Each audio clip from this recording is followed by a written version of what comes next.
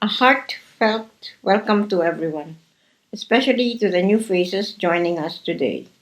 It's wonderful to see nearly over 100 of us gathered to connect, reconnect, make new acquaintances, and strengthen the bonds of our family. Our ancestors are like the constellations of stars in the night sky. They are literally light from a distant past, eternal and unchanging, to help us navigate our course. Like ancient mariners led to their destinations, or astrologers divining the future, we look to our ascendants for guidance. However, I feel that many of us, especially the younger generations, do not know enough about our origins. So let me explain it very briefly.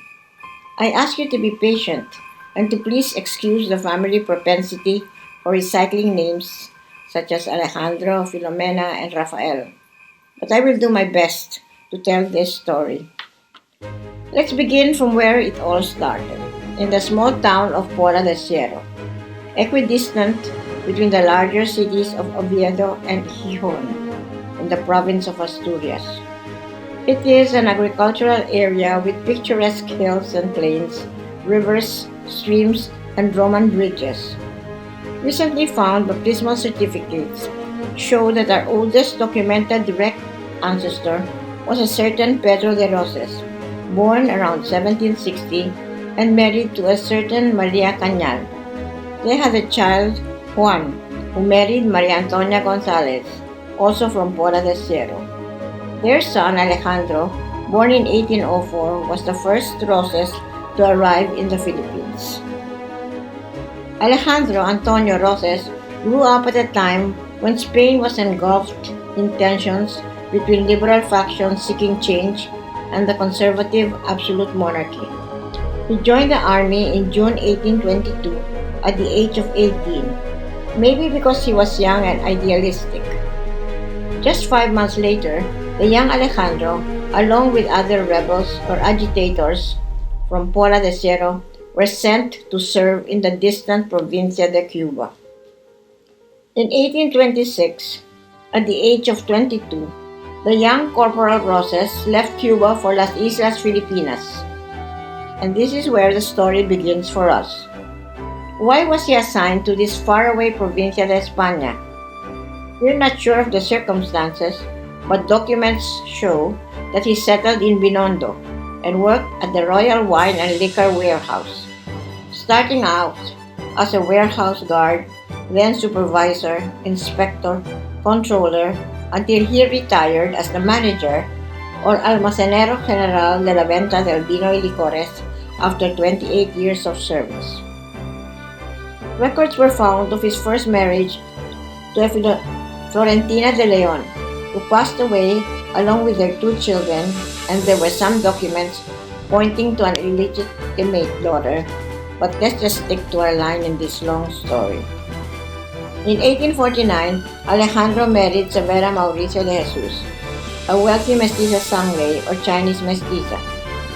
This marriage between Alejandro and Severa would serve as the pivotal point with regards to the wealth of the Roces clan. This important detail of the Mauricio influence in our family is often overlooked. The patriarch of the Mauricios was Don Jose Mauricio, who made a vast fortune in shipping.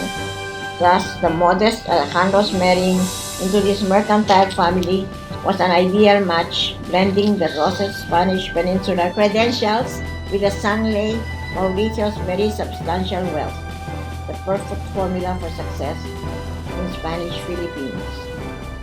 The couple had two children, Alejandro Roman and Rafael Narciso. Sadly, in 1863, Alejandro passed away, followed only 2 years later by his wife Severa.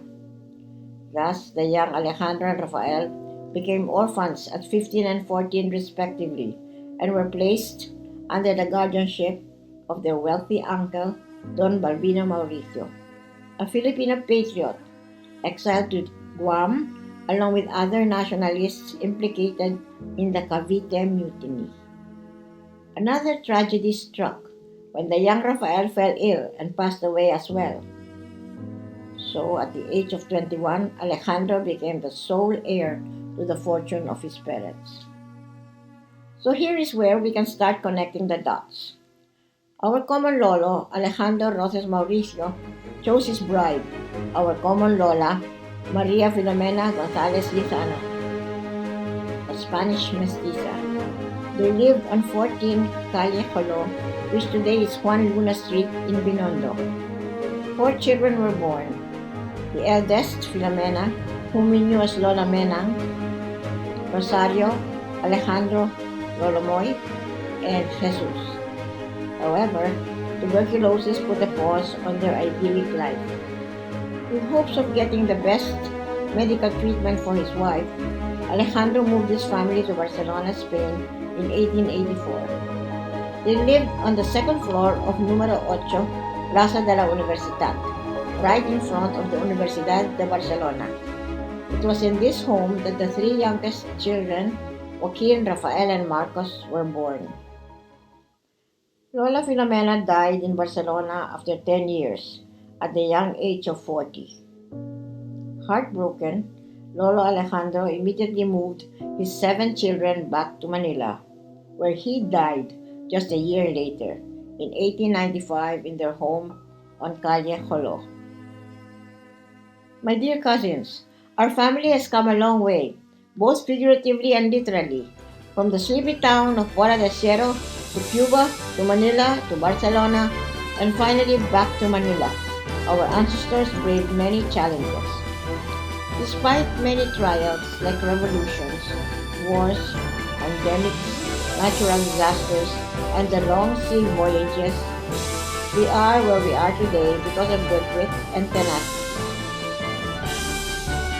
I understand that many family members are receiving or are waiting for their Spanish dual citizenship, whether through the Roces line or other. The Ley de Memoria Democrática is a concrete and wonderful gift from our ancestors, which can be passed on to future generations. It's as if we have come full circle as a family. Perhaps it was written in the stars that 6 or 7 generations after Don Pedro de Roces, the Puerto de Ciero, many of his descendants in faraway Filipinas would reclaim their birthright as Spaniards. I believe that all our abuelos would be happy and proud to see us all here. Like the stars in the sky, may our forebears continue to guide us into the future. May we always look up in gratitude to the constellation of relatives that came before us and be guided to set our moral compasses to their examples. And finally, even though over time we may now be carrying different surnames, may we always take pride in being part of the Roces family.